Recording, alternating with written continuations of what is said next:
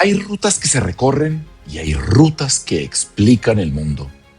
Durante siglos, hombres y mujeres cruzaron continentes enteros sin saber que estaban tejiendo algo mucho más grande que el comercio. Llevaban seda, sí, pero también llevaban dioses, lenguas, ideas, formas de entender la vida. Y en ese ir y venir, casi sin darse cuenta, construyeron el primer mundo verdaderamente conectado de la historia. Eso es lo que vamos a vivir en nuestra travesía por China y Uzbekistán. No es un simple viaje, es una travesía por el origen de nuestra civilización global. Comenzamos en Xi'an, la puerta de entrada de la Ruta de la Seda, capital imperial, punto de partida de caravanas, lugar donde un emperador decidió rodearse de un ejército eterno que hoy conocemos como los guerreros de terracota. Pero no vamos a verlos como quien entra a un simple museo, vamos a entenderlos. Los voy a llevar por entre sus figuras para descubrir qué significaba el poder en ese momento, cómo pensaba ese imperio, por qué decidió desafiar la muerte de esa manera el emperador. Y entonces el viaje se abrirá hacia el resto del mundo. Don Juan aparece como un espejismo en el desierto, pero es muchísimo más que eso. Es un archivo de toda la humanidad. Las cuevas de Mogao no son solo arte, son la huella de siglos de intercambios espirituales, políticos y culturales. Ahí vamos a entrar en espacios que no son accesibles normalmente, a escuchar a quienes dedican su vida a descifrar esos textos del pasado. Porque este viaje tiene algo distinto. No es solo lo que vemos, es cómo lo entendemos. En Turpán, entre ruinas y sistemas de irrigación que parecen imposibles, veremos lo que ocurre cuando el ser humano se enfrenta a la geografía más hostil y decide simplemente no rendirse.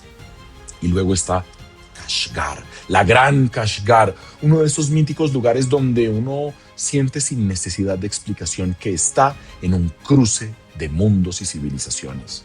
Mezquitas, bazares por doquier, casas de té, pero sobre todo una forma de vida que lleva siglos resistiendo al paso del tiempo. Y ahí empieza a cambiar nuestra mirada, porque dejamos de ver simples lugares y empezamos a leer civilizaciones. Y cuando cruzamos hacia Asia Central, hacia Uzbekistán, la sensación se vuelve aún más fuerte. Tashkent, la capital de Uzbekistán, nos habla de imperios superpuestos: el imperio islámico, el imperio ruso, el imperio soviético.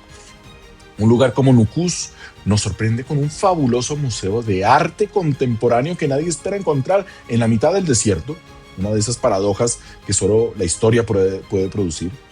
Pero es en Jiva, Bujará y sobre todo Samarcanda donde ocurre algo difícil de explicar.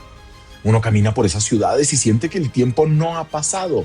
Los minaretes cubiertos de azulejos, las cúpulas, los patios secretos, todo parece seguir esperando a las caravanas de antaño.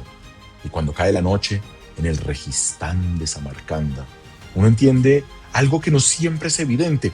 Hubo un momento en el que el centro del mundo estaba ahí mismo. Este no es un viaje para ver cosas entonces.